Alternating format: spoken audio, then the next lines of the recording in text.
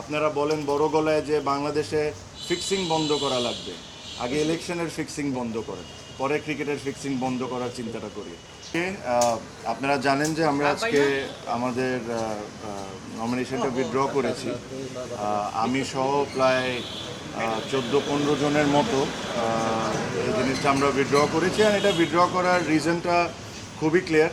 এখানে আমার কাছে মনে হয় না যে আমাকে খুব ডিটেলসে বা ব্যাখ্যা করে আপনাদেরকে কোনো কিছু বলার আছে।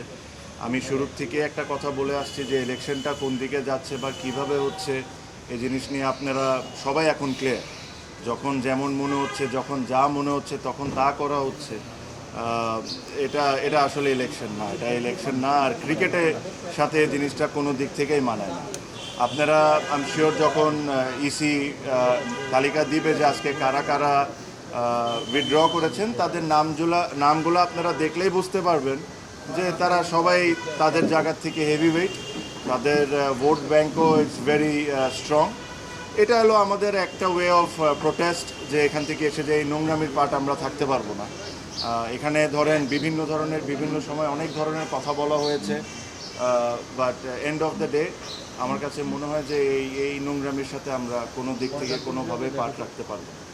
আর সেকেন্ডলি আমি একটা জিনিস সবসময় বলছি, বাংলাদেশ ক্রিকেট এটা ডিজার্ভ করে না, বাংলাদেশের ক্রিকেট ফ্যানরাও এটা ডিজার্ভ করে না।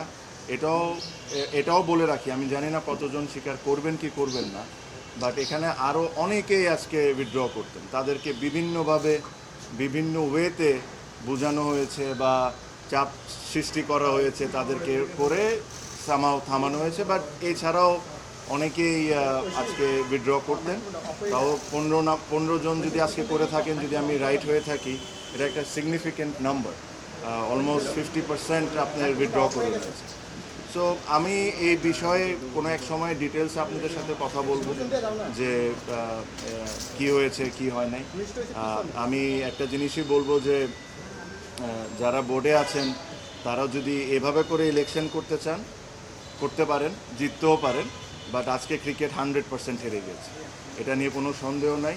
আপনারা বলেন বড় গলায় যে বাংলাদেশে ফিক্সিং বন্ধ করা লাগবে, আগে ইলেকশনের ফিক্সিং বন্ধ করেন, পরে ক্রিকেটের ফিক্সিং বন্ধ করার চিন্তাটা করি। সো আমার এর চেয়ে বেশি কিছু বলার নাই। আমার কাছে মনে হয় যে এটা স্পষ্টভাবে ক্লিয়ার সবার কাছে, কারা কারা কোন সময় কারা কারা কোন ধরনের ইনভলভমেন্ট এখানে দেখেছেন, কী ধরনের ইন্টারফিয়ারেন্স হয়েছে। নিয়ম ইচ্ছামতো কত সুবিধার মতো যে সময় দরকার ও সময় চেঞ্জ করা হয়েছে। আর এর সাথে কারা কারা জড়িত একদম স্পষ্টভাবে ক্লিয়ার। আমি এর চেয়ে বেশি আর কোনো কথা বলবো না, বাট ইনশাল্লাহ ভবিষ্যতে আমি এটা নিয়ে অবশ্যই কথা বলবো। আমি আমার স্পিচ এই কথাই বলে শেষ করব যে এই ইলেকশন বাংলাদেশ ক্রিকেট বোর্ডের জন্য একটা কালো দাগ হয়ে গেল। আর এই ইলেকশনের পার্টের সাথে যারা আছে এরা আই এম শিওর তারাও বুঝতে পারেন যে ইলেকশনটা কোনো দিক থেকেই এটা একটা ইলেকশন ছিল না। So thank you. আমার তরফ থেকে আমার এর চেয়ে বেশি আর কোনো মেসেজ দেওয়া নেই।